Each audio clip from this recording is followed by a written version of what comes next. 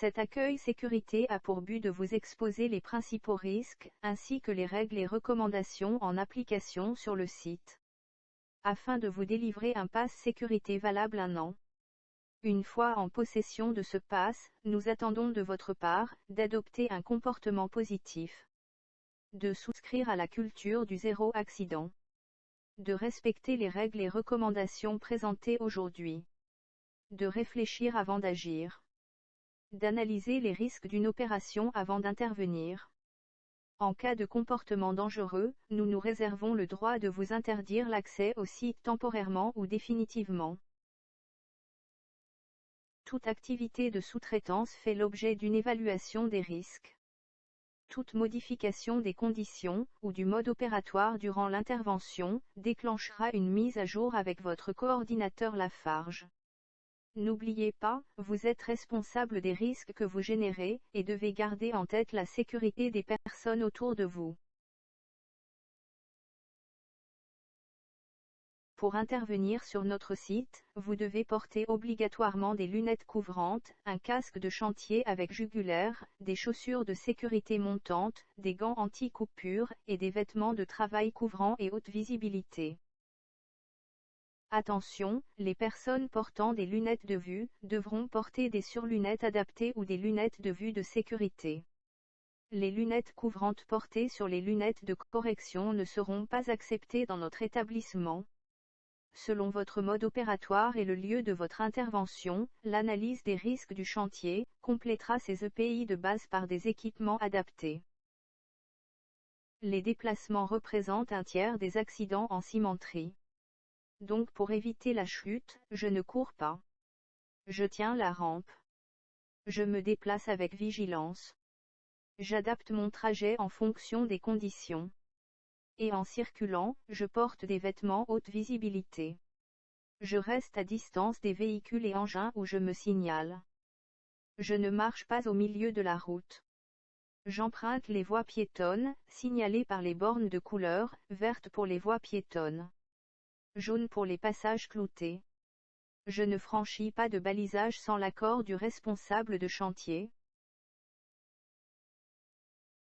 Lors de mes déplacements en véhicule, j'adopte une conduite attentive et je respecte la signalisation routière dans l'usine.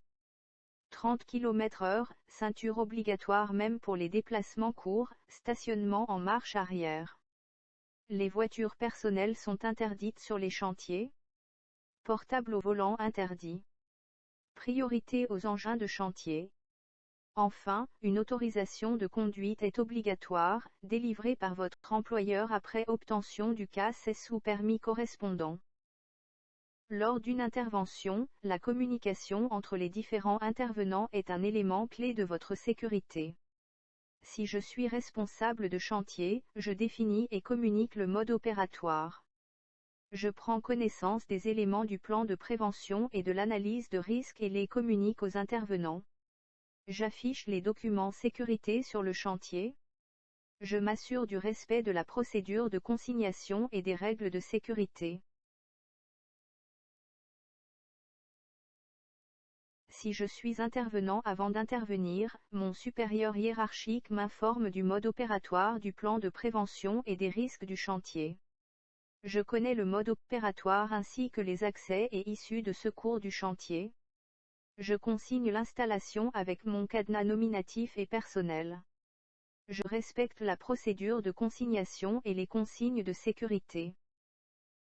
Avant d'intervenir sur un équipement ou à proximité immédiate, les installations concernées doivent être mises en sécurité, pour empêcher un démarrage inopportun ou la libération d'une énergie, pendant votre intervention.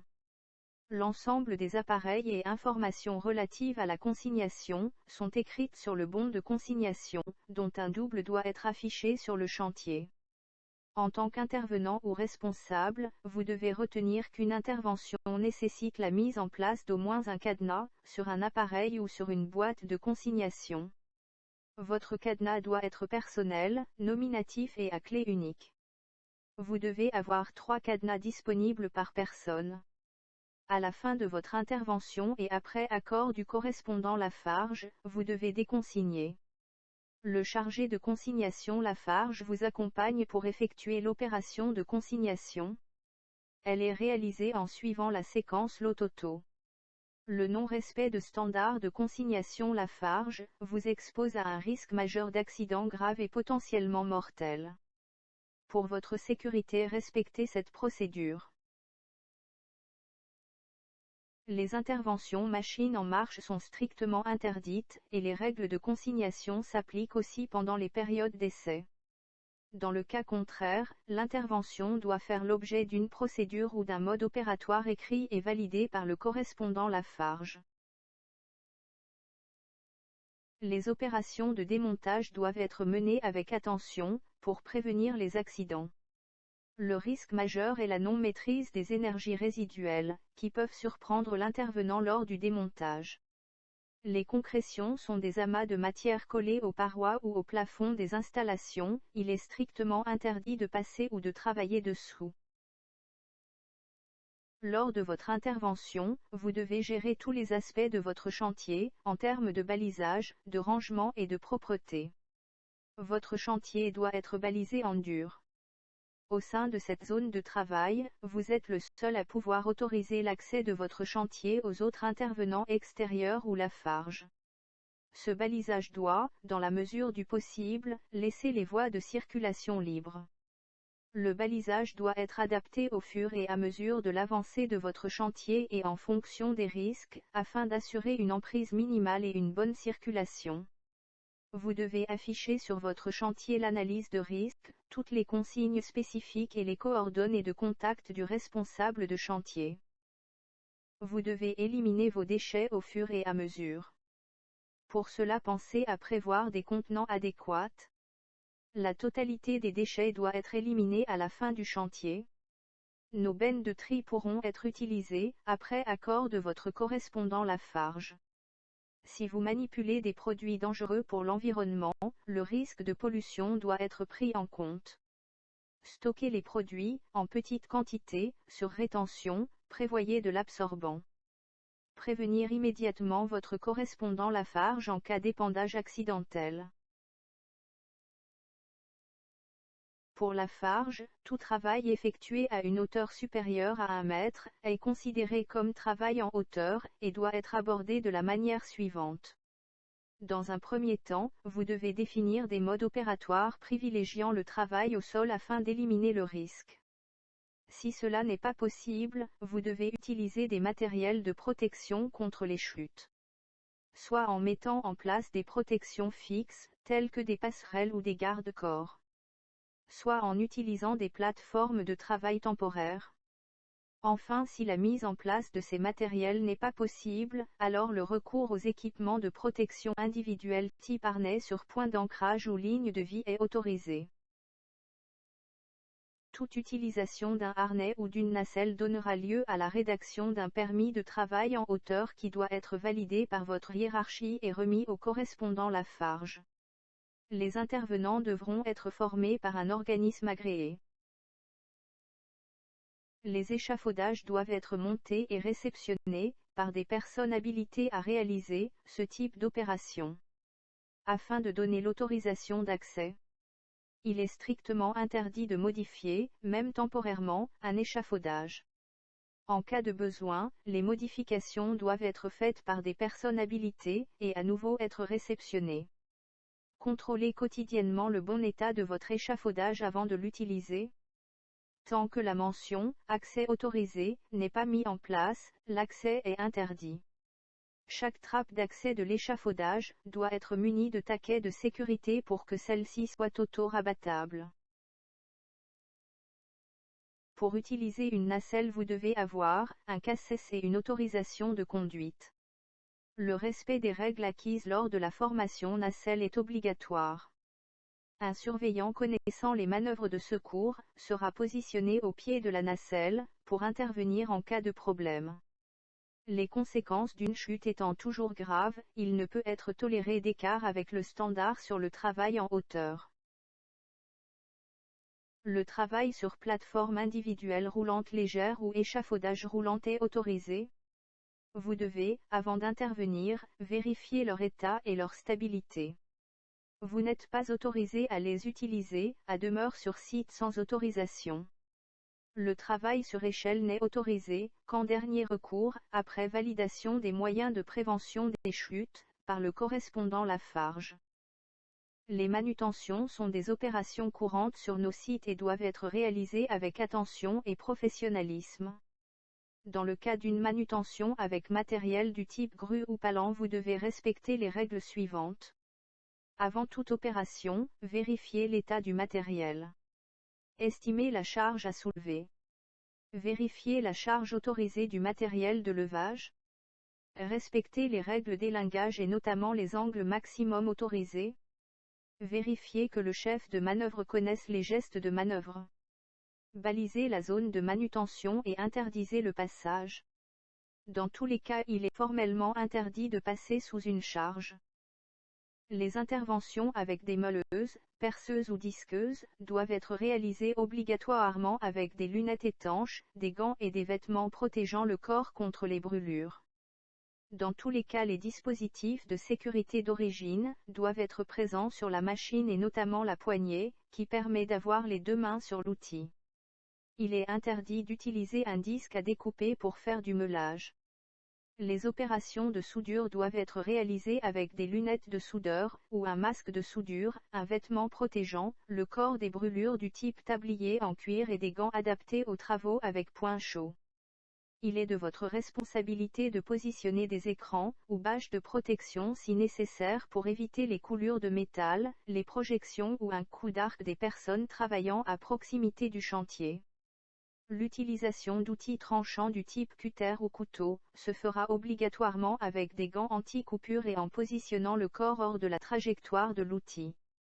L'utilisation des outils de frappe du type masse, marteau, clé à choc, burin et autres objets métalliques fabriqués à partir d'acier dur, peut générer des éclats métalliques dont la trajectoire est imprévisible et qui transpercent les vêtements de travail habituels.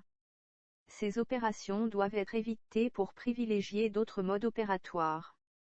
Sinon, une inspection préalable des outils utilisés, des protections adéquates, et une évacuation des personnes ne participant pas directement à l'opération, permettra de réduire les risques d'accident.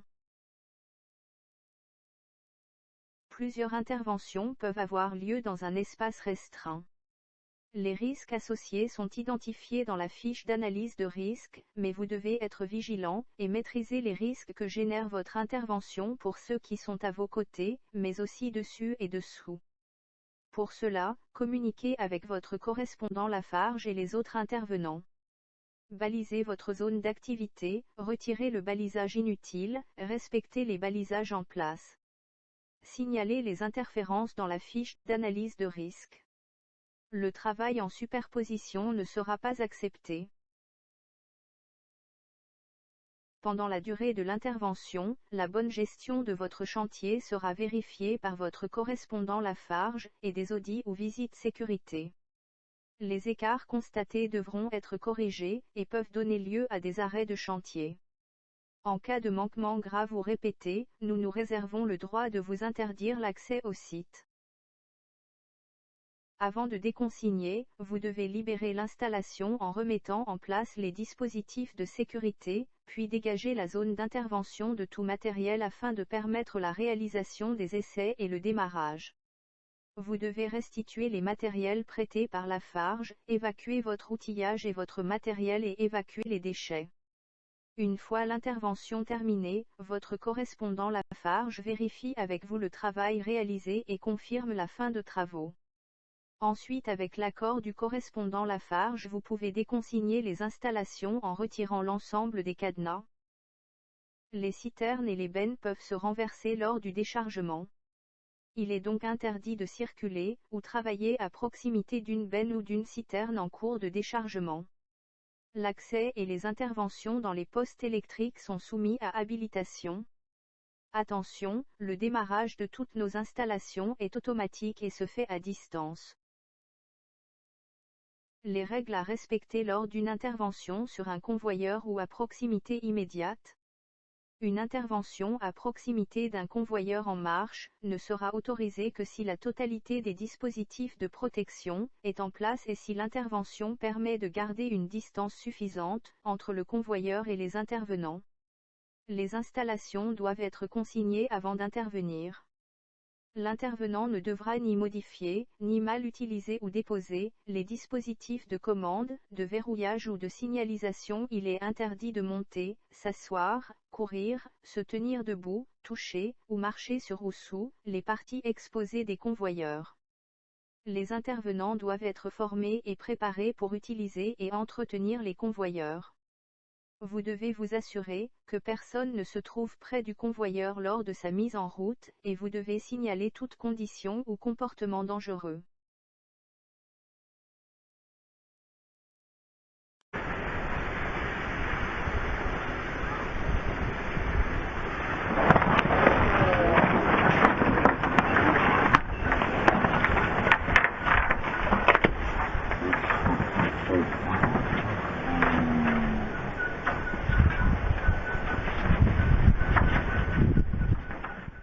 Les tas de massires sont fréquents dans l'environnement cimentier. Intervenir sur un stock de matière, dans un silo ou une trémie, est extrêmement dangereux, et doit faire l'objet de mesures particulières. Il est interdit d'intervenir seul, de monter à pied, de passer ou de travailler à moins de 10 mètres d'un stock de matière. Il est interdit de pénétrer dans un silo ou une trémie sans permis. Un accès par engin pour les tas de matière, ou par le haut pour les trémies, permettra de limiter les risques. Le travail en espace confiné présente des risques d'asphyxie et d'ensevelissement. Ces risques seront analysés par un permis de pénétrer. Le port des protections auditives est obligatoire dans l'usine, du fait du bruit ambiant, et du type d'intervention, qui génère un niveau sonore supérieur à 80 dB.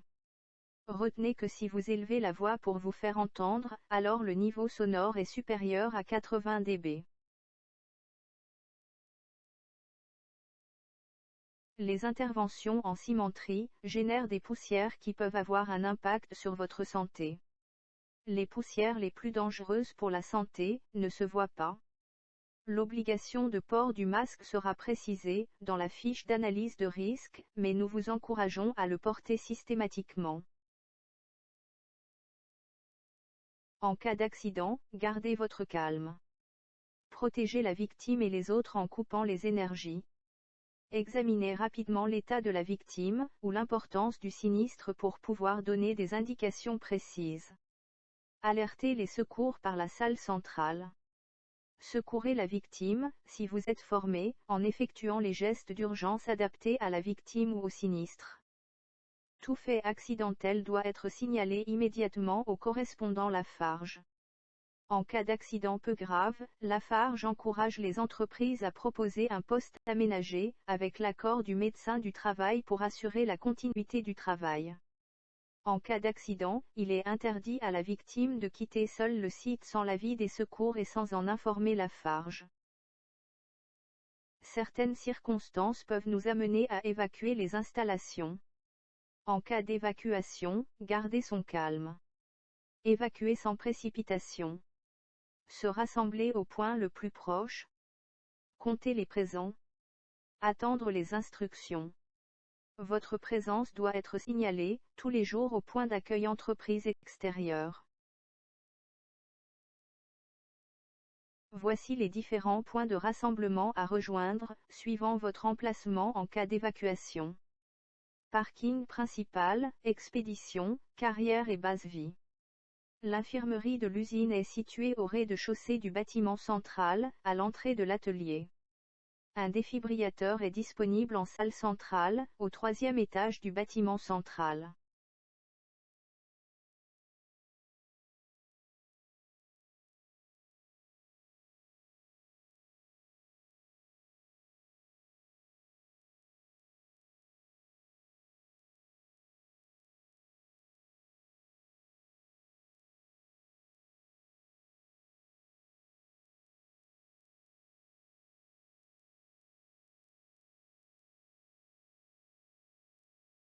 Merci de votre attention, vous pouvez commencer votre test.